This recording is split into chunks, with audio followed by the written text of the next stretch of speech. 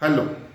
तर माझं नाव आहे श्रेयस चोडणकर आणि आज आपल्या YouTube channel wisdom of book सिरीजमध्ये आपलं स्वागत आहे.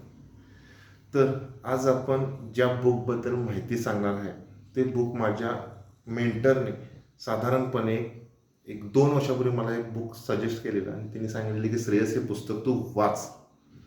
आणि हे पुस्तक वाच. मी म्हटलं सर हे पुस्तकाचं नाव बघा सर. म्हटलं हे पुस्तकाचं नाव बघून तरी वाचायची इच्छा होते का? तर म्हणाले श्रेयस नाही, हे पुस्तक तू वाच. आणि हे पुस्तक वाचून मी अप्लाय केलं, त्याचा रिझल्ट तुम्हाला सांगतो. तर पुस्तकाच्या बद्दल आज माहिती सांगा. तर पुस्तकाचं नाव आहे 4 hour वर्क वीक. म्हणजे आठवड्यातले 4 तास काम करा आणि तुम्ही पैसे कमवा. तर मी पुस्तक वाचलं, मला एकदा समजलं नाही, मी 2दा वाचलं, 2दा समजलं नाही, 3ऱ्यांदा वाचलं आणि त्याच्या जे लेखकानं गोष्टी सांगितलेल्या आहेत ते मी अप्लाय केलं. तर काय, द 4 hour वर्क वीक हाच आजचा लोगो आहे आणि हाच पॉईंट आहे की आठवड्याला 4 तास काम करा आणि पैसे कमवा. तर काम करा बरोबर आहे, पण काही कामं टाळायला पाहिजेत हे पण मी बघितलं आणि त्यातल्या गोष्टी मी टाळल्या. तर काय टाळलं? मी 2 वर्ष झाली न्यूजपेपर वाचलेला नाही. तर आपल्याला काय सांगितलेलं आहे की सामान्य ज्ञान वाढवण्यासाठी डेली पेपर वाचत जावं. तर चुकीची बातमी. तर मला एक सांगा, तुम्ही आत्तापर्यंत 20 वर्ष 30 वर्ष पुस्तक पेपर वाचताय, काय फायदा झालेला मला एक गोष्ट सांगा पेपर वाचून. तर मी तेच केलं, पेपर मी 2 वर्ष झाली वाचणार नाही, कारण पेपरला सगळ्या निगेटिव्ह बातम्या येतात. प्लस मी काय केलं, जी ईमेल आय डी आहे, जी ईमेल्स असतात ते पण मी चेक करायचं बंद केलं.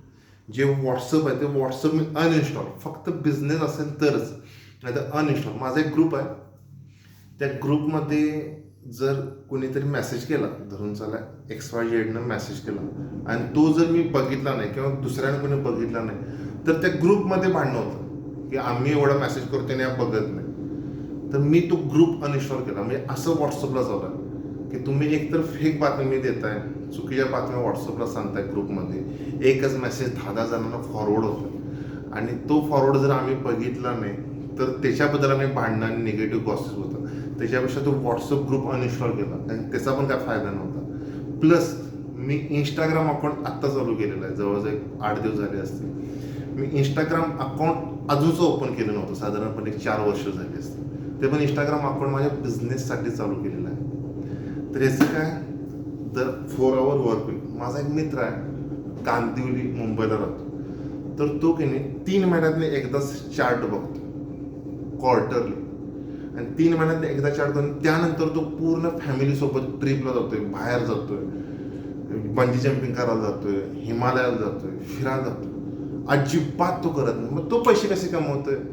तर त्यासाठी तो रिकामं माइंड ठेवतो, पेपर वाचून ते निगेटिव्ह थॉट्स डोक्यात घेत नाही, पुस्तक वाचतोय आणि फक्त 3 महिन्यातने एकदा चार्ट बघतोय आणि तो पैसे कमवतोय. त्याचा काही बिझनेस नाही, फक्त त्या चार्टवर तो पैसे कमवतोय. आणि ते ह्याच्यानं तुम्ही बिलियनर होणार काय? तर नाही.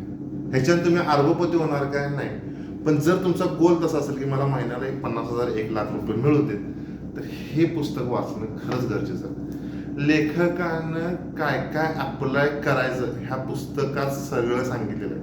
मी फक्त तुम्हाला 4 पॉईंट सांगितलेले आहेत आणि 4 पॉईंटवर हे पुस्तक न्यूयॉर्कमधलं पेट सेलरचं पुस्तक अजूनसुद्धा साधारणपणे 500 रुपये बुक आहे. या पुस्तकाची किंमत आपल्याला 50% डिस्काउंट साधारणपणे 250 रुपयाला ॲमेझॉनवर मिळते. मराठीमध्ये आहे, हिंदीमध्ये आहे, इंग्लिशमध्ये आहे. तुम्हाला ज्यामध्ये वाचायचं ते वाचा. ओके. तर ह्या आठवड्यात अप्लाय काय करायचं आहे की जे टाईम वेस्ट गोष्टी आहेत त्या सगळ्या टाळल्या. पेपर वाचायचा नाही. काय फायदा झाला तर मला सांगा. मी हे पेपर वाचला नाही म्हणून माझा तोटा झाला, मी तुम्हाला ते पैसे भरून देतो. पुस्तक जर असेल तर वाचा, नसेल तर शांत बसा. इंस्टाग्राम बघू नका, व्हॉट्सअप बघू नका, यूट्यूब बघू नका. हां, मात्र चॅनलला सबस्क्राईब करा.